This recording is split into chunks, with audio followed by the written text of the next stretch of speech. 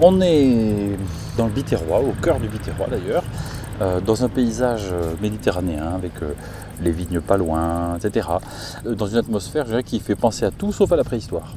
Et c'est vrai qu'on ne s'attend pas du tout à ce qu'au milieu de ce champ, au pied de cette colline, sur ce replat, s'étendent les traces d'un campement préhistorique qui date d'à peu près 30 000 ans.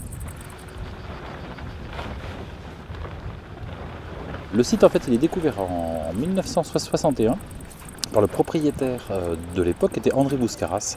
Et il a fait appel à un ami à lui qui s'appelait Guy Morin. Et Guy Morin est venu faire des premières fouilles en 1961-1962. La parcelle est replantée en vigne, donc du début des années 60 jusqu'à la fin des années 80. C'est uniquement à la fin des années 80 que les vignes sont de nouveau arrachées, qu'il devient donc possible de revenir fouiller dans le site.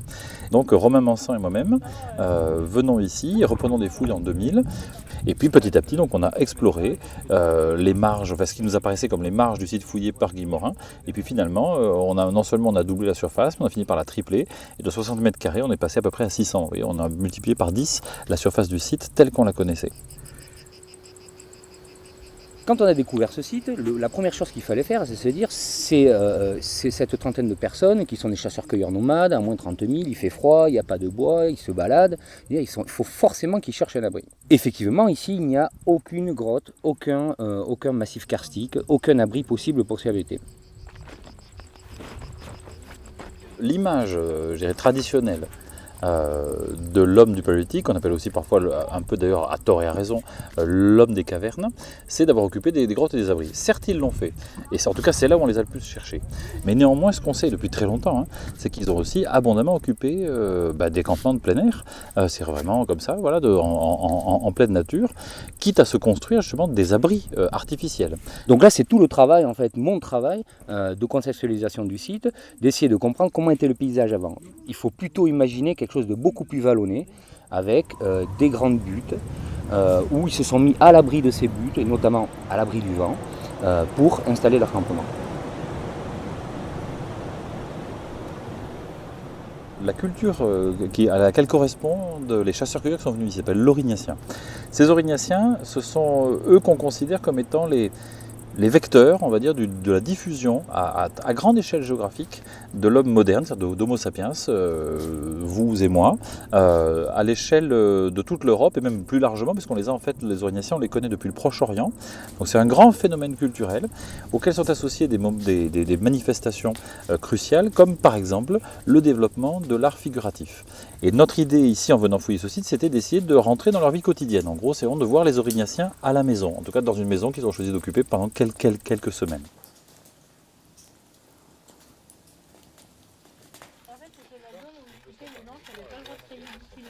Dans un niveau archéologique, une fois que les hommes préhistoriques sont partis, il y a un processus d'enfouissement qu'on appelle le processus de fossilisation.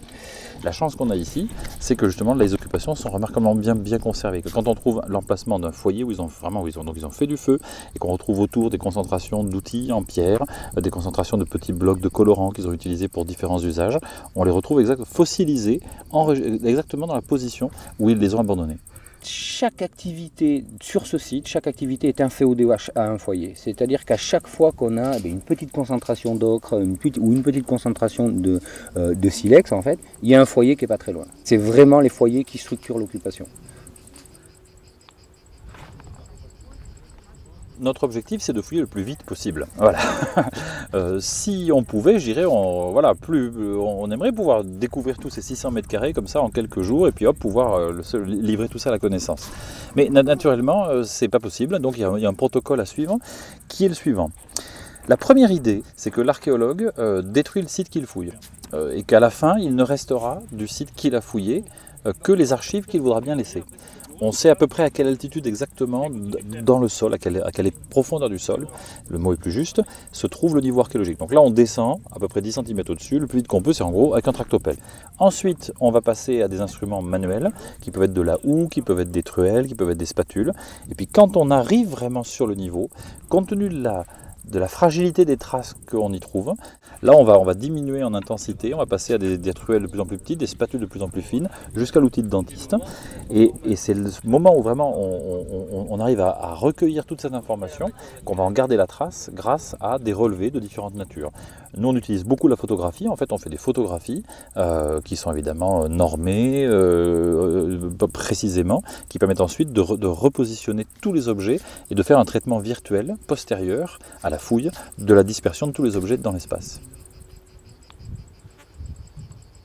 Sur un site comme Régissement, on peut partir le matin, on est à la pelle mécanique, l'après-midi, on est au cure-dent. C'est un laboratoire méthodologique.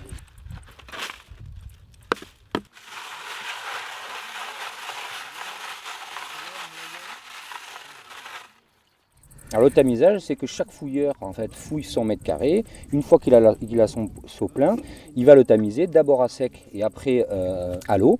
Et moi je trie tous ces tamis pour essayer d'observer la fraction minérale et bien sûr récupérer la fraction anthropique qui n'a pas été vue par le fouilleur. Donc là c'est tous les petits éléments qu'on n'a pas pu voir à la fouille. On essaye de retrouver, de collecter. Et dans ce sens, non?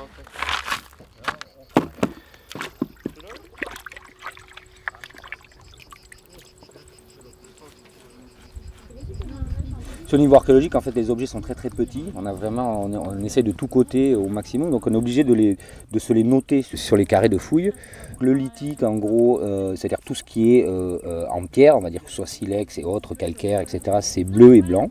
Le rouge, c'est l'or, le vert, c'est le charbon, et le jaune, c'est l'os. Ce qui permet très vite de voir sur des grandes vues générales, de voir un petit peu les concentrations, de se dire, ben voilà, qu'est-ce qu'ils ont fait là? Là, ils ont travaillé plutôt l'os, là, ils ont travaillé plutôt le silex. Pour les colorants, par exemple, ils ont beaucoup utilisé l'ocre pour tanner les peaux.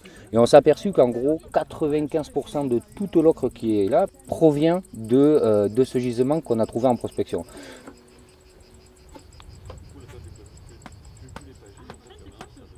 Dans ce campement, ce qu'on pense être en capacité de reconstruire, c'est qu'on a affaire à des gens, combien sont-ils, on ne sait pas très bien. On va dire peut-être 15-20 personnes maximum. D'où viennent-ils exactement? C'est difficile à dire aussi, parce qu'on sait avec les silex qu'ils ont apportés avec eux, les coquillages qu'ils avaient avec eux, que certains d'entre eux, au moins, peut-être tous, mais au moins certains d'entre eux, avaient des contacts directs ou indirects, soit avec l'Aquitaine, puisqu'on a des choses, certains silex viennent depuis la Charente, soit avec la vallée du Rhône, on a des choses qui vont justement sur les costières au sud de Nîmes.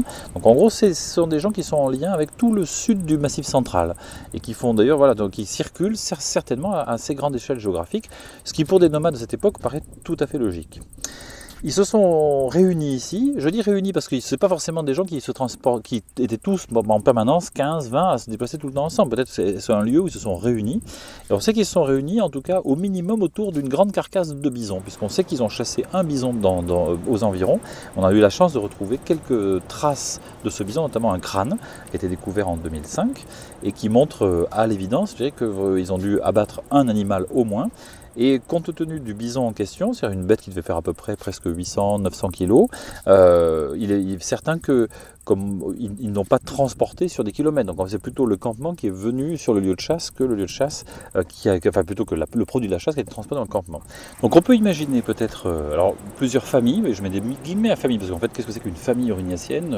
J'en sais absolument rien. Est-ce que c'est constitué? Est-ce que c'est père, mère, enfant? Est-ce que c'est des choses... On ne sait pas. En tout cas, plusieurs unités sociologiques, voilà, c'est plus raisonnable de le dire, qui viennent ici ou se réunissent ici, effectivement, autour notamment de cette carcasse de bison, mais sûrement pour plein d'autres raisons aussi, et qui installent un campement dont on a bien distingué en fait deux zones principales.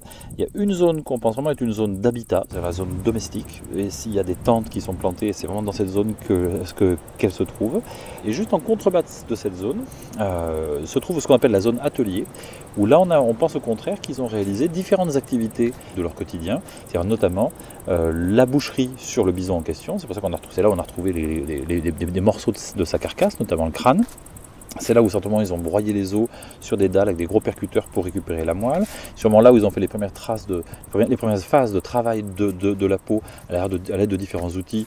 Je passe les détails, mais en l'occurrence plutôt des outillages qui ne sont pas en silex, c'est-à-dire qui sont en quartz ou en quartzite, Bref, les premières étapes les plus salissantes, les plus encombrantes du traitement, notamment la carcasse de l'animal, alors que dans la zone domestique ont été transportés des produits qui étaient en voie d'être manufacturés, notamment pour finir le traitement du tannage, pour parvenir à des peaux qu'ils ont dû utiliser, aussi bien pour leurs vêtements, aussi bien des bottes, on peut l'imaginer, des pantalons, des vestes, que certainement pour les toiles des tentes qu'ils utilisaient et avec lesquelles ils se déplaçaient. Et une des hypothèses, peut-être, c'est qu'une partie de la viande de ce bison a pu être fumée, en tout cas pour peut-être permettre d'une consommation différée. Ça, c'est ce qu'on aimerait bien arriver à prouver, parce que ça montrerait effectivement un phénomène d'anticipation qui, pour l'instant, n'a pas été mis en évidence pour l'Aurignacien dans d'autres sites. Je vois pas grand-chose, quoi. C'est ça, je vois pas forcément... les hommes sont quand même dans le brouillard, pour moi. Je vois leurs traces, je vois ce qu'ils ont ramené. Et je vois que c'est des gars qui connaissaient parfaitement leur paysage. Pour un géoarchéologue, c'est sûr qu'ils connaissaient mieux le paysage que moi je le connais maintenant. Et quand je vois les matières qu'ils ont ramenées, le choix qu'ils y mettent, dans les matières minérales notamment, comment ils sont capables d'utiliser les ocres, de dire qu'il y a différents ocres. Donc j'avoue que pour nous c'est un monde, on commence à y rentrer dedans. Mais ils ont utilisé des ocres très très différents, avec des choses très différentes. Donc ils connaissaient ces propriétés. C'est des choses que nous on a totalement oubliées. Ils récupèrent des galets qui sont très particuliers, on parle de quartzi, de choses comme ça, mais dans d'autres cas c'est des gneiss ou des choses comme pourquoi. Donc voilà, moi c'est plutôt quand je pense aux Aurignaciens, si je rêve des Aurignaciens, c'est je vois des types ultra adaptés, nomades et surtout qui connaissent leur paysage, vraiment.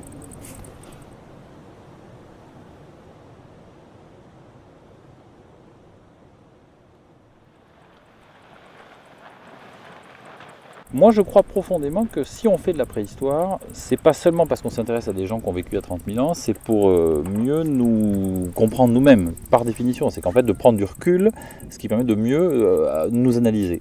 Effectivement, il y a souvent des gens qui me disent, voilà, en gros, à quoi vous servez, voilà, à quoi vous servez, etc. Bon, si je leur pose la question de savoir qu'est-ce qu'ils ont fait au cours des vacances précédentes, ils ont tous été au cours des vacances précédentes, qui en Bretagne, qui à l'étranger, qui ici, etc. Oui, ils ont été au restaurant, oui, ils ont fait du canoë, oui, ils ont fait du vélo, mais ils ont tous à un moment donné été visiter un musée, un site, ils sont promenés, etc. Ils ont tous eu envie de découvrir, effectivement, un passé, de découvrir des choses qui les ont un peu excités intellectuellement.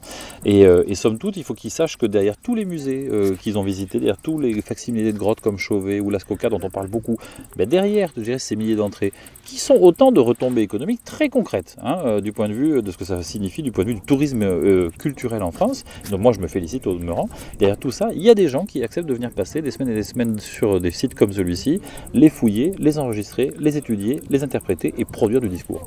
Nous, on est là pour essayer de raconter l'histoire de l'humanité. On s'y emploie de notre mieux.